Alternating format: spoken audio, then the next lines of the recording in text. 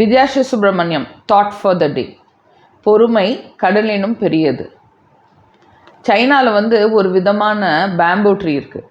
அந்த பேம்பு ட்ரீயோட என்ன ஸ்பெஷாலிட்டி அப்படின்னு பார்த்தீங்கன்னா, அந்த விதையை நம்ம விதைச்சோம் அப்படின்னா 5 வருஷத்துக்கு அதுக்கு தண்ணி ஊற்றிக்கிட்டு இருக்கணும். ஆனால் 5 வருஷத்துக்கு அதில் எந்த விதமான மாற்றமும் எதுவுமே உங்களுக்கு தெரியாது. அது திடீர்னு பார்த்தீங்கன்னா 5 வருஷம் கழித்து ரொம்ப வளர ஆரம்பிச்சிடும். 6 வாரத்தில் கிட்டத்தட்ட 80 அடி உயரத்துக்கு வளரும். ஆனால் அந்த 5 வருஷம் அது வளருமா வளராதானே நமக்கு தெரியாது. பொறுமையாக நம்ம தண்ணி ஊற்றிட்டே இருக்கணும். இது வாழ்க்கையில் நம்ம ஒப்பிட்டு பார்க்கும்போது நம்ம பல காரியங்கள் என்ன செய்கிறோம் அப்படின்னா, ஆரம்பிக்கிறோம், கொஞ்ச நாள்லேயே அது சரியாக வராதுன்னு சொல்லிட்டு நம்ம க்ளோஸ் பண்ணிடுறோம். கொஞ்ச நாள் பண்ணுவோம், கொஞ்ச நாள் விட்டுருவோம். ஏன்னா நமக்கு அது எவ்வளோ நாள் கழிச்சு அது வரப்போகுது அப்படின்னு நமக்கு தெரியாது. அட்லீஸ்ட் இந்த சைனீஸ் பேம்பு ட்ரீ மாதிரியே நம்மளும் ஒரு விஷயத்தை ஆத்மார்த்தமாக செய்யணும்னு நினைக்கிறோம், எல்லா முயற்சியும் போடுறோம்.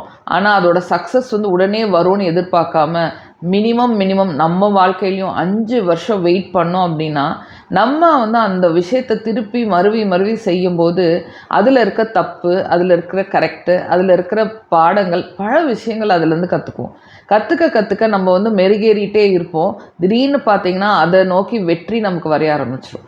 வெற்றி அப்படிங்கிறது எல்லாருக்குமே சிலவங்களுக்கு ஆரம்பித்தோடனே வந்துடும். ஆனால் நம்ம இலக்குன்னு ஒன்று வச்சுருப்போம் இல்லையா, அந்த இலக்கை தொடுறதுக்கு மினிமம் 5 வருஷம் கண்டிப்பாக ஆகும்.